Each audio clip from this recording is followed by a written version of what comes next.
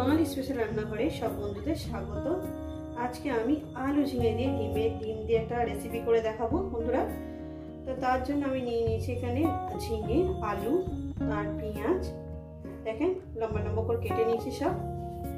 আর এখানে দিয়েছি আপনার ধনে পাতা, টমেটো, শুকনো লঙ্কা, কাঁচা লঙ্কা, আদা রসুন দিয়েছি। এখানে তিনটে ডিম নিয়েছি। তো বন্ধুরা এই আমার লেগেছে। রেসিপিটি শুরু করার আগে বলবো রেসিপিটাকে লাইক করবেন, শেয়ার করবেন।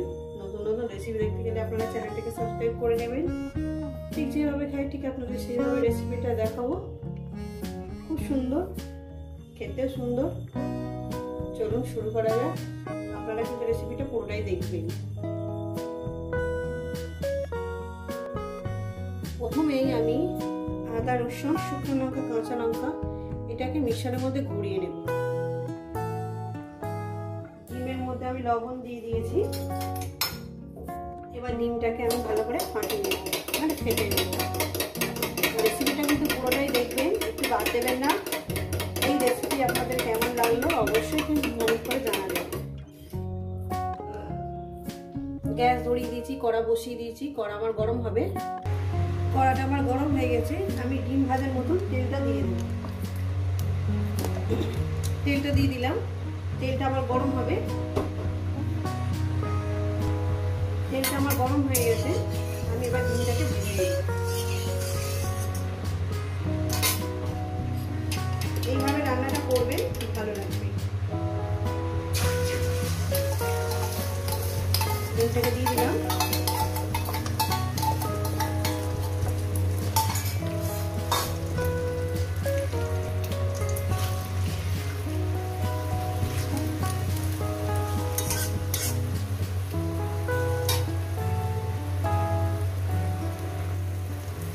ডিমটাকে এইভাবে একটু এই করে করে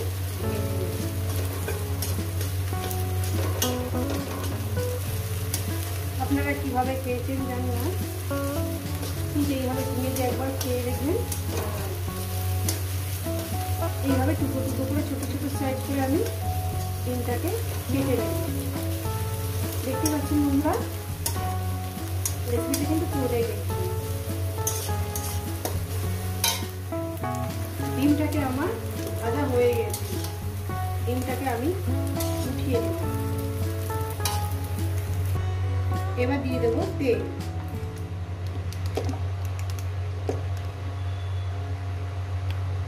পরিমাণ মতন তেলটা আমি দিয়ে দিয়েছি। তেলটা আমার গরম হবে। তেলটা আমার গরম হয়ে গেছে। দিয়ে দেবো লবণ, দিয়ে দেবো আলুগুলো। প্রথমেই আমি আলুগুলোকে লাল লাল করে ভেজে তুলে নেবেন। আপনারা সেটাই করবেন, লাল লাল করে ভেজে তুলে নেবেন।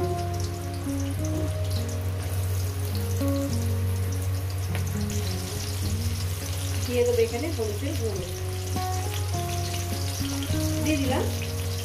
এবার এই আলুটাকে সুন্দর করে ভাজার মধ্যে যাতে সিদ্ধ হয়ে যায় সেইভাবে আপনারা ভেজে দেবেন। ভাজার মধ্যে সিদ্ধ করে নেবেন।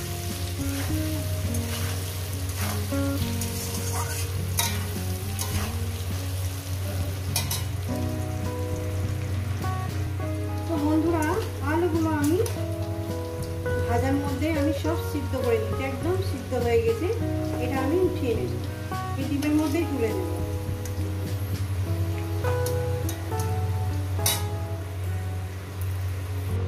এরপর আমি এখানে পেঁয়াজ কুচিগুলো দিয়ে দিই।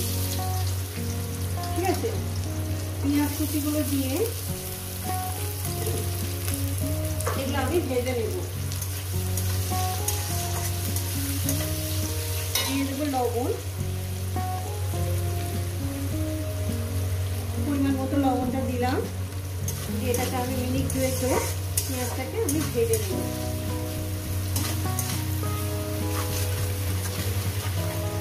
ভাজার মধ্যে দিয়ে দেবো আমি হলুদের গুঁড়োটা দিয়ে দিলাম। দিয়ে এটাকে 2 মিনিট ভেজে নেব।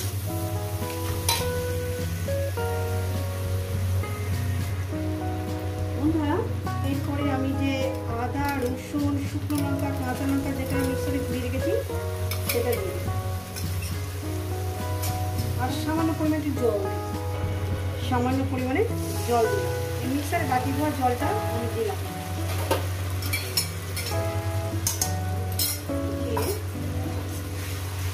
এইটা একটু কষিয়ে নেব যাতে রসুনের ফ্লেভারটা যাতে কাঁচা গন্ধটা যাতে চলে যায়, একটু কষিয়ে নেব।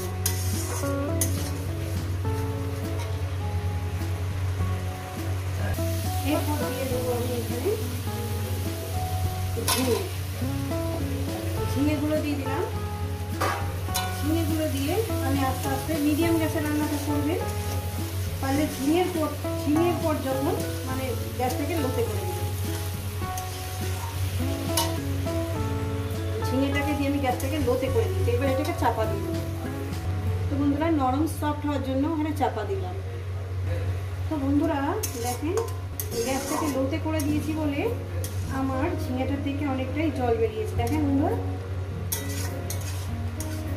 আরও মিনিমাম এটাকে 5-6 মিনিট রান্না করেছি। এখনো পুরোপুরি আমার ঝিঙেটা এখনো হয়নি, তো আমি আরও চাপা দেব। আরও 2-3 মিনিটের জন্য আমি এটাকে চাপা দেব। ফিরছি প্রায় 3 মিনিট পর। দেখুন বন্ধুরা রেসিপিটা আপনার এইভাবেই বানাবেন, গ্যাস একদম লোতে দেবেন। এবার কি করব, এই যে ডিম আর আলুটা যে ভেজেছি সেটা আমি এখানে দিয়ে দেব। রেসিপিটা পুরোটাই দেখবেন আর কেমন লাগছে কিন্তু অবশ্যই কমেন্ট করে বলবেন। দিয়ে দেবো টমেটো ধনে পাতা দিয়ে দিলাম। এবার এটাকে সুন্দর করে ওই লোতে একদম লো গ্যাসেই রান্নাটা হবে। আর হাইতে দেবেন না, মিডিয়ামে দেবেন না।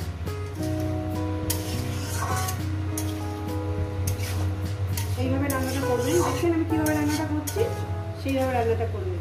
মিনিমাম 3 থেকে 4 মিনিট এইভাবে রান্নাটা করবেন।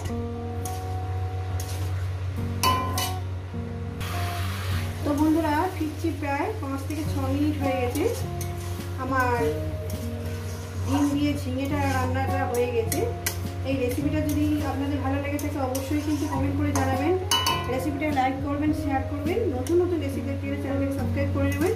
তো বন্ধুরা দারুণ খেতে হয়েছে, দারুণ সেন্ট বেরিয়েছে। তারপর অন্য কোনো রেসিপির সঙ্গে দেখা হচ্ছে। প্রত্যেককে বলবো সুস্থ থাকবেন, ভালো থাকবেন।